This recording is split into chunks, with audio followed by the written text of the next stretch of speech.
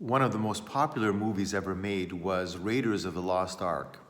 In this great Harrison Ford spectacular film, we tell the story of the search for the Ark of the Covenant. Supposedly it has magical powers. The Ark of the Covenant, you'll remember, is that box, that very special box that was created to contain the Ten Commandments. It was built by Moses. And when Moses got the instructions from God on how to build the Ark of the Covenant, it was very specific because the covenant, the Ten Commandments, the whole relationship between God and Israel was so precious, so sacred, that the Ark had to be extra special. It had to be built a certain way, certain dimensions, certain materials, and held in great reverence. That's why, according to the film, it contains such magical powers because it had touched the presence of God's covenant, of God's relationship with Israel. And so the box itself was very special. It was held in a tent, held in the temple, and reverenced by the people of Israel. St. Francis of Assisi, years later, refers to the Blessed Virgin Mary as the Ark of the New Covenant. She is, in a way, the vessel in which the new covenant, Jesus, is made manifest in the world. Jesus, who embodies the relationship we have with God, is contained, is brought to the world through Mary. She is that ark, that bearer of the covenant. And just as the first ark of the covenant had to be built a certain way, Mary was prepared as that ark by being born sinless.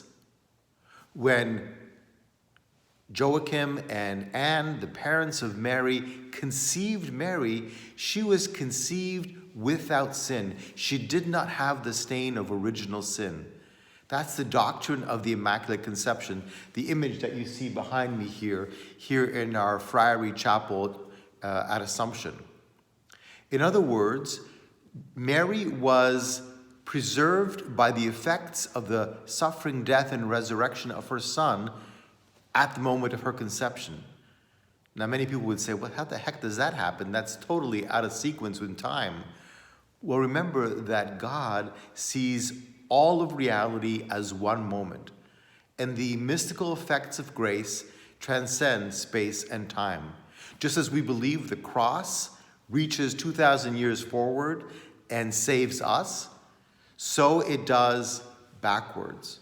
Mary is redeemed by her Son, and so she becomes the first disciple. She becomes the first human person who is fully made in the image and likeness of what God had destined by her redemption in Jesus Christ.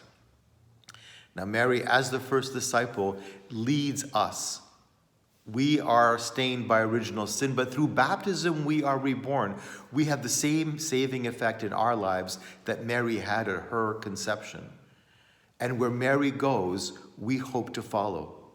On this Feast of the Immaculate Conception, let us pray that we will open ourselves to God's will as Mary did.